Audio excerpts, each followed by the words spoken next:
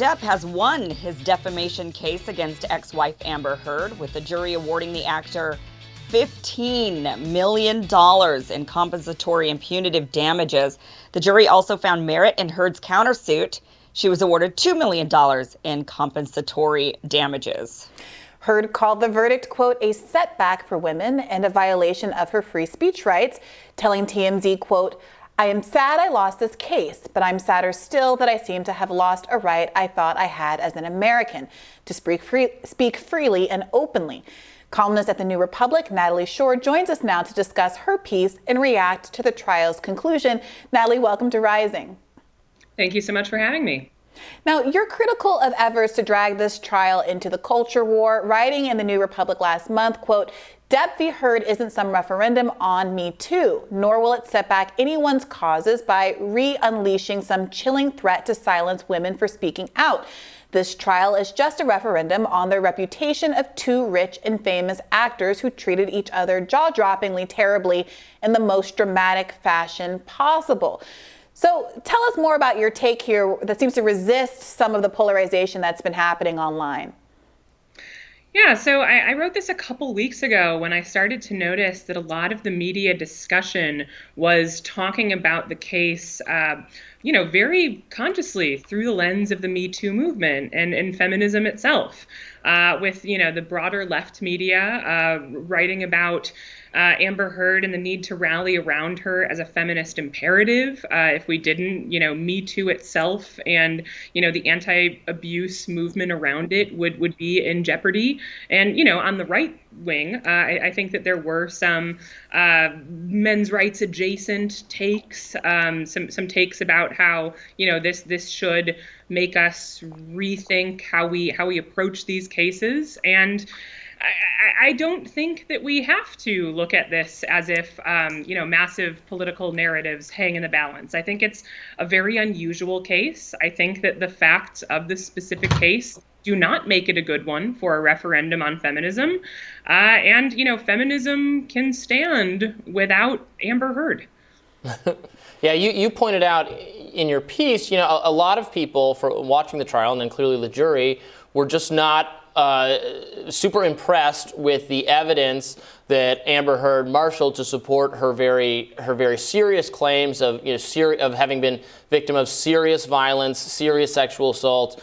The pictures, the witness statements did not seem to really well match the very serious abuse stuff she was talking about. I think what did kind of come through is right, that they had treated each other mutually very, very awfully, and that she was engaged in some pretty awful things as well. So to that end, I guess this finding, I kind of expected both of their suits to just fail, but the jury almost went the other way and said, well, yeah, this was a bad relationship, and the things you both said about each other were to some extent false, so we're both awarding you some amount of money. The kind of pro-Depp commentary is seeing this as a larger victory for him because the amount was larger. Yeah, and he got, they found that all three of the claims that he was suing for constituted defamation, whereas only one from her countersuit was. My read on that, and it's impossible to say exactly what the jury was thinking, but I think that this would be consistent with one juror maybe being a holdout, maybe being less certain than the others, and that this was a sort of compromise verdict. That, maybe they were leaning toward her story a little more, and it does have to be unanimous. So they said, okay, one count for $2 million. And it was one that was pretty specific, that, a statement from his lawyer that specifically laid out the mechanism by which he believes that she lied. And I think that, the specific timeline that he offered was maybe conflicted by evidence. So they felt comfortable saying, okay, this went a bit far, $2 million. But yeah, ultimately it's an $8.35 million judgment for Depp. So Natalie, so in full disclosure, I didn't really follow this case much. I understand the obsession with it. I think people were just ready for something that wasn't war and COVID and, news that just is really super depressing. It's just, I guess, more fun in our daily lives to follow some sort of tabloid sort of nonsense. And that's kind of what this was. But I think there might actually be some cultural significance to this case. Look, this now saying that so if we take out the rich and famous part of it and just make them normal, regular people, now what does this what are the implications of this? If a woman says, or a man, anybody says, my spouse was abusive to me, and they go out there and they say things, maybe they make remarks on Facebook or Twitter, or they go around in their public, in their social circles, and they start saying this to the PTA meetings, I don't know wherever, and their book clubs, wherever people, or their churches, wherever they might go. And then so could they then, that be viewed as, well, Amber Heard didn't get away with that. You don't have any evidence of this. This is he said, she said, we were just in a bad relationship. We were both abusive to each other. That right there is a little bit dangerous, right? Because it's putting that victim blaming. So the person who's being abused, they could come around and say, well, you were also abusive. You caused this bad relationship as well. So I mean, don't you think there might be some actual sort of Me Too-ish type implications for people who want to make accusations against their spouses or their previous partners who were very abusive? Yeah, I mean, I am obviously not a lawyer. Maybe Bree could speak more specifically to defamation law, but I'm a little less concerned about those aspects than some other commentators seem to be. The reason being that, defamation law has already existed. It predated this case, and I have no doubt that it has been, used by abusers against people to try to, punish them, drag them through the legal system. I'm not trying to say that never happens. I'm sure that it happens frequently. But those cases do still have to be meritorious to move forward and to, get a jury to find in their favor. There does have to be a massive discovery process. A jury has to, believe that it was defamatory, which is more than just untrue, more than just unfair, more than just, you weren't a perfect victim, which is how people, I think, are trying to make this case. I mean, I think that this case in particular goes well beyond those things. It's not that Heard's not a perfect victim. It's that there are about 10 hours of audio in which it's very clear that she starts physical fights, that she hits and punches him, that she is furious that he tries to diffuse situations by walking out of them. Something that, no one would extend the benefit of the doubt for even a second if the situation was reversed. So I really do think that this is a little bit more specific to be applicable in that way.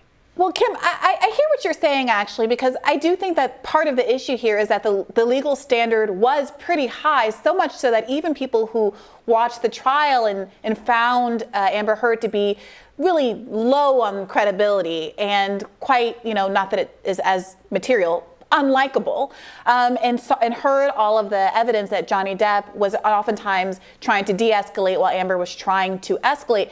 Even considering all of that, the fact that Amber Heard's initial statement in the Wall Street Journal or Washington Post article did not name Johnny Depp and simply said that she had been in an abusive relationship and that she had become notable for 2 years ago, seemed to suggest that all that she had to prove to resist the defamation suit was that there was any abuse in her domestic situation, which seems to be a pretty broad and easy to meet standard, especially because to Kim's point, a lot of people, when relationships end, it's messy, it's unpleasant, and regardless of who's in the right or wrong, people say and do things that could, I think, accurately be characterized as verbally or emotionally abusive. And what I heard from folks, and I want to know what you have to say about this, Natalie, is that from watching the trial, they think that the issue was that her legal counsel did not make the case strongly enough for emotional and verbal abuse and hit on that's a poor choice of words, but focused so much on the physical abuse on which, for which she wasn't credible, that it was really hard for them to tie in a case to say, like, well, if you find that he was at all abusive in these other ways, then you have to find for Amber Heard here. What do you make of that characterization of what happened?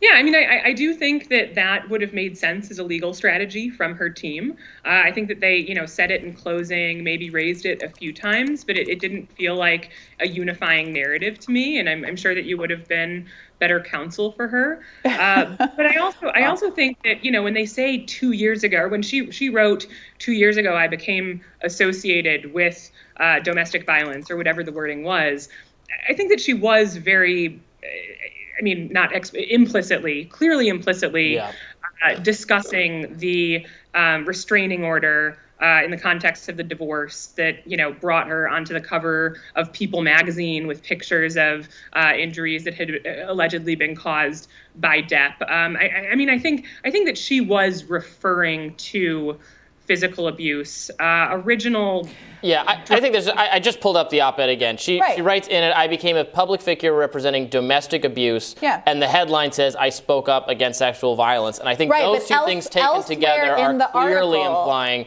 physical rather than merely emotional, psychological. At which point, all relationships that end badly then involve some aspect Well, that's of the point. That's why it's so dangerous. So early in the article, she talks about being the victim of physical abuse in her by the time she went to college, I believe. So that's very clearly in a period of her life pre-Johnny Depp. So the headline, for better or for worse, is referring to a whole cluster of things that she's experienced. But I think that when you read it, it does feel like it was drafted by a lawyer, because the physical abuse is very clearly cordoned off as separate and apart from what is being described with the 2 years ago Johnny Depp statement, which is much more moderate. Domestic abuse is a phrase I think most people would associate with violence. Most people is most people, but this is not the standard of the law here. No. And domestic abuse, broadly defined, of course includes emotional and verbal abuse. I think that would be difficult to dispute. So, to Kim's point, there is this question. Everyone is the victim of domestic abuse. That is exactly Kim's point. Are we in a world where, because you're talking to your girlfriend at the bar or your boyfriend at the bar, and you say, hey, oh my gosh,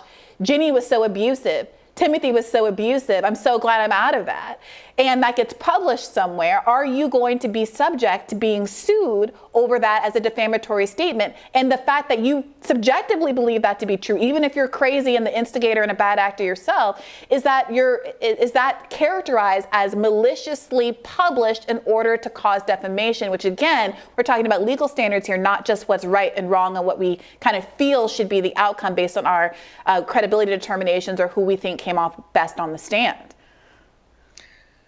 Yeah, in that particular case, they would still, I think that case would probably get thrown out.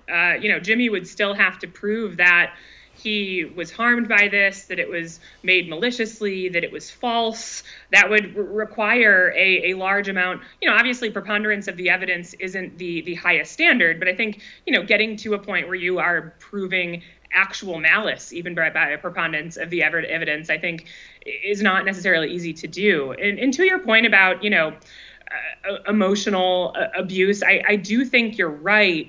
But I also just think that she was very clearly, I think domestic abuse can mean lots of things, but the 2 years ago, she was talking about the TRO.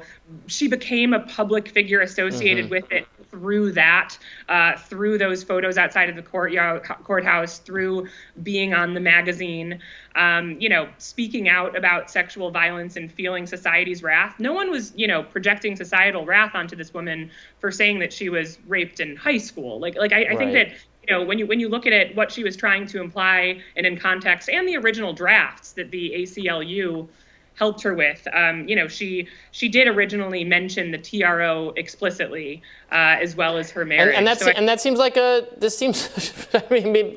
you might all disagree with me. It seems like a not horrible outcome from a social effect that we don't want to discourage victims from coming forward, but if we're just discouraging people in a much more clearly messy, equally traumatizing situation from trying to mint themselves as heroes for this cause, and roping in the ACLU and the Washington Post, discouraging that kind of thing might be is in my view probably a good development. Right, but then also why not bring defamation charges about the statements made outside of the courtroom, et cetera? Like it or not, this was a specific case with a narrow purview. And the question was whether the statements made in this Washington Journal article were in fact defamatory, and what the implications of them being found to be defamatory despite being relatively vague are. It's worth an ongoing conversation. I'm sure this isn't the end of that. You didn't feel like talking about this, and we could talk about this for hours, clearly, Brianna. Clearly. Unfortunately, it kind of is the end of that, because now this is over. The case is done. He got $15 million. She said she's going to appeal. Always be appeals. There's always another Pirates movie in the making. Natalie, thank you so much for joining us. We really appreciate it. Thanks for having me. Take care. And coming up, President Biden will announce new efforts to curb the country's baby formula crisis. We'll discuss that coming up next.